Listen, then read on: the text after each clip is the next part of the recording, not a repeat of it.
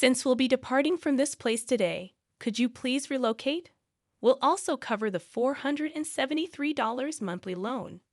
With my daughter on the way, we no longer require your assistance. All right then, please take care of everything from now on. Despite the substantial support we provided to our in-laws, they easily shifted their trust to the younger sister. As I packed my belongings at the entrance, I shared something crucial with them. By the way, there seems to be a misunderstanding. The monthly loan repayment is— As I spoke, their faces turned pale in shock. My name is Emily, a 35-year-old office worker. I've been married to Tom for 3 years. We met through a mutual friend who believed we'd be perfect for each other, and that intuition proved correct. Tom and I were drawn to each other from our first conversation. Tom felt the same, and we started dating. 2 years later, he proposed, and I happily accepted. Our families supported our marriage, and we had a wonderful wedding attended by many. After our honeymoon, we began our life together, sharing household chores and enjoying a peaceful, stress-free life. Tom, having lived alone for a long time, was a great cook, which was a huge help. We cooperated in all household tasks, and we were grateful for each other's company. 3 years passed in the blink of an eye, and our bond remained as strong as when we were newlyweds. However, a significant event occurred when Tom's father fell seriously ill. We rushed to the hospital, and after a week of tests, he was released, but concerns about a recurrence lingered. Recognizing that they might not handle another emergency, Tom proposed the idea of living together. "What if we lived together with my parents?" he suggested. It was an expected proposal, and I agreed. We quickly discussed the idea with our in-laws. "Live together?" Tom's mother inquired. "It's not a bother at all," I reassured. "Emily and I are worried about both of you." "Thank you, both of you." Our in-laws, teary-eyed and grateful, accepted our offer, reflecting their underlying anxiety. We promptly moved in with them, and the mother-in-law, understanding that both of us worked, took the lead in household chores. Thanks to her, we could focus on our jobs, and the father-in-law, now retired, spent his days resting at home, which significantly improved his health.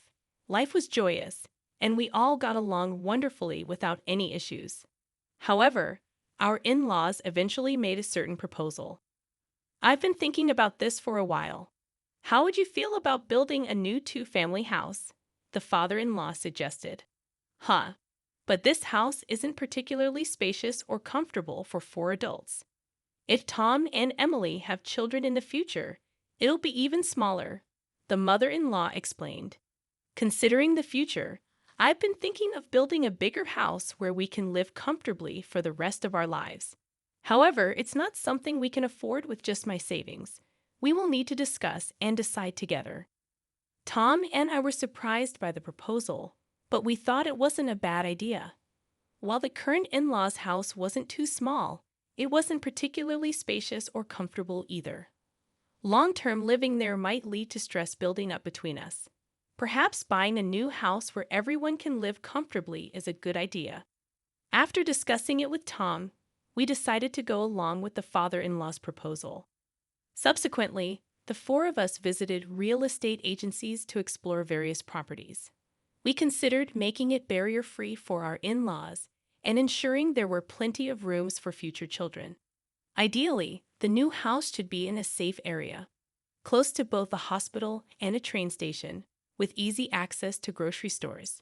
Considering everyone's requirements, it seemed like it might be pricey. However, if we were going to live there for the rest of our lives, we didn't want to compromise too much. Every family member felt the same way, so with determination, we decided to build our dream house, even if it cost a lot. After some time, our new home was finally completed. The exterior and interior were both new and beautiful, lifting our spirits just looking at it. "This is really amazing. I can't be sick anymore. I want to stay healthy and live here for as long as possible."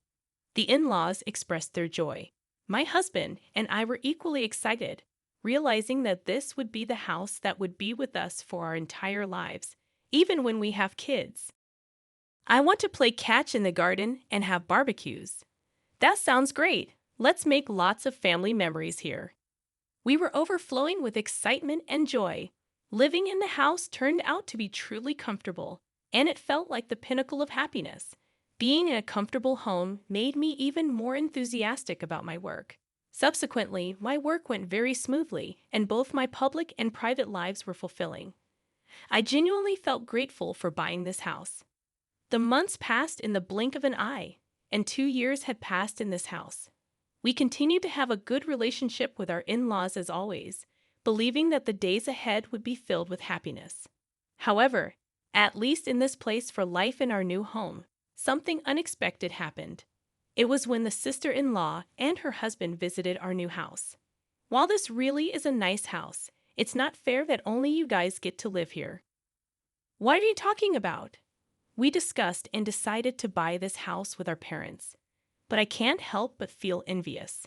When we were still living in a cheap winter, it feels like you're living beyond your means. The sister-in-law often visited our house during holidays and always expressed her envy. Every time, she would accuse us of being unfair. We've been paying the mortgage for this house, and it's quite a hefty amount every month. We're living within our means, earning enough to pay for this house, so there's no reason for her to complain. If we were to live here with the in-laws, it would be so much fun, don't you think? What? Can you even afford the mortgage for this house? My husband and I exchanged a glance. The sister-in-law probably just blurted out without giving it much thought.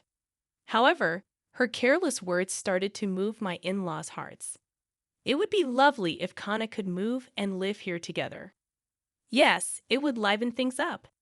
Hey, what are you two talking about? Haven't we been living together all this while?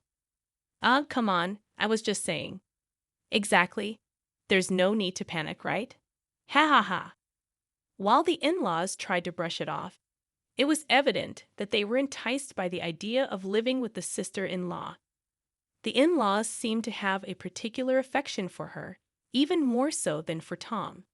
She is a beauty with delicate features and looks like a doll from her childhood.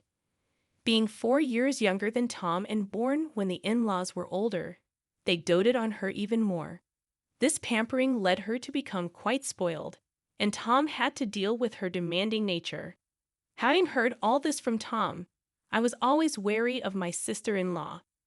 For a while after we got married, Tom and I were both caught off guard because she didn't seem to be giving us any trouble. However, recently, she has been increasingly eyeing our new house. It seems she frequently visits the house during the day when we're at work. Oh, Emily, you're back. Then I'll be leaving now. Ha. I wish you'd stay a bit longer, but Tom and Emily might find it inconvenient. I don't think it's a nuisance. You might say that, but it's evident in your eyes and behavior. Unwanted guests should leave quickly. See you, Mom and Dad. Take care. When the sister-in-law left, the in-laws were visibly upset. They looked as if they wished she stayed longer. Even though they didn't voice their feelings, their faces and attitudes spoke volumes. Feeling out of place, I usually retreated to my room after work. When Tom came home, we head to the living room for dinner. The atmosphere around the dinner table grew more and more tense, with longer silences. Tom began to notice the change and started to realize that the sister-in-law was the cause. Around the time our relationship with the in-laws started to deteriorate, the sister-in-law finally made her move. One holiday, Tom and I went shopping in the morning. When we returned, there were unfamiliar shoes at the entrance. We exchanged glances, wondering if something was amiss. Then, the mother-in-law approached us from the living room. You're finally back. We need to talk. The mother-in-law's tone was different than usual. As we entered the living room, the sister-in-law and her husband were there. Ah, you're finally here. Kana, what's going on? From today, we'll be living here, so please leave. What? Tom and I were taken aback by her sudden declaration. What is she thinking, moving in today? Hold on, it's ridiculous to say that all of a sudden. It's not sudden. We've discussed this with Mom and Dad for a long time. The sister-in-law replied confidently. Is it true you discussed this with them? Tom and I knew the in-laws were swayed by the sister-in-law's words, but we had no idea things had progressed this far. Kana and her husband said they'll take care of us from now on. I'll do the housework and even care for you when needed. Please rely on us, Mom and Dad.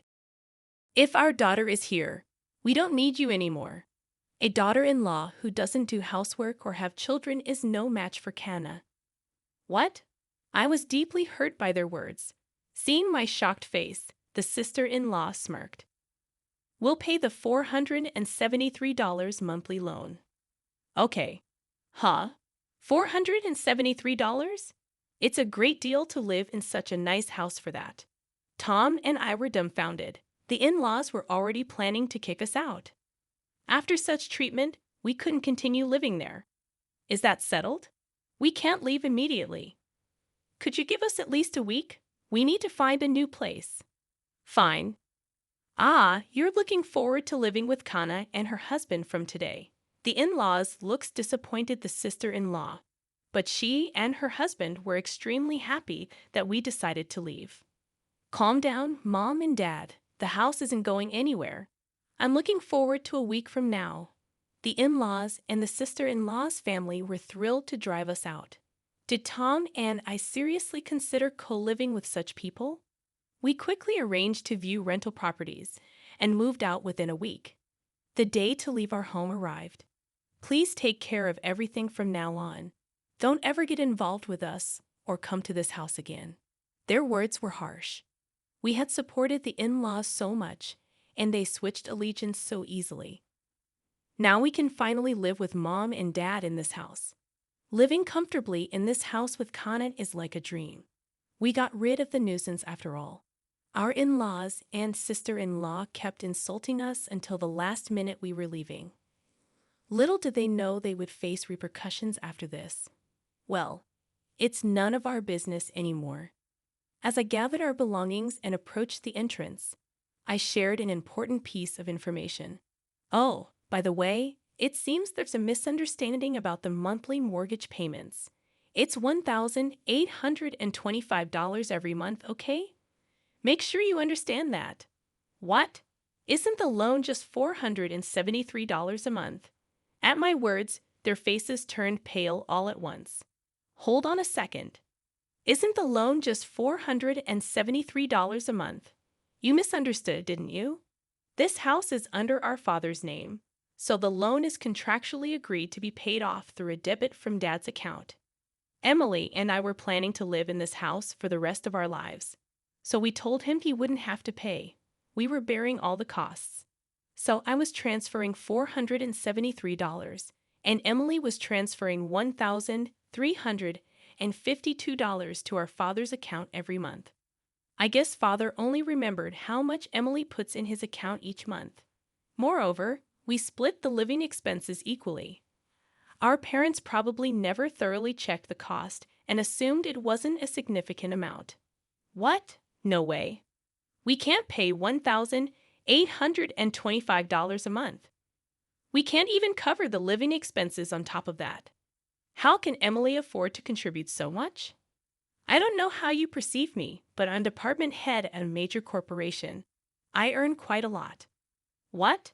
Emily earns much more than I do. As the in-laws looked shocked, Tom continued, It's simple. In-laws were unaware of this. Well, we've decided to cut ties with you, so it's up to you to support our parents from now on. No way. Emily, Tom, wait. We were wrong. Let's live peacefully together like before, okay? What? Mom and Dad, are you planning to abandon us? You guys can repay the loan, can't you? If that's the case, shouldn't you live with those who can? That's not fair. Dad told me the loan was only about $473. That's why we came here. We've already canceled our previous house. That's not my problem. Isn't this mess because you wanted to move in with us in the first place, right? Your husband earns very little, doesn't he? But you always said family is more important than money and pampered me. When our livelihood is at stake, all of that doesn't matter. The quarrel between the in-laws and the sister-in-law was unbearable to watch. Well, we're leaving. Wait. Regardless of what you say, we will never associate with you again. With that, Tom and I left the house and moved into our rented room. Despite the numerous messages from the in-laws, we ignored them all. According to our neighbors, the in-laws and the sister-in-law's family had no choice but to live together. However, they couldn't pay the loan and eventually had to let go of the house. When they sold the house, a considerable debt remained. Even after using the father-in-law's early retirement benefits for repayment, they still fell short. Sadly, they now live in a cheap, small apartment, all working full-time and part-time jobs to repay their debt. Apparently, the sister-in-law's husband didn't want the burden to fall on him, so he ran away. If only the in-laws had continued living peacefully with us, they wouldn't have faced these hardships. But again, it's none of our concern now. On the other hand, Tom and I found our rented apartment much cozier than anticipated. We plan to stay here for a while and save money, living happily as our savings grow at an incredible rate. We believe it's essential to save as much as we can for the future while still enjoying our lives with the occasional luxury. We aim for a happy life together in the years to come.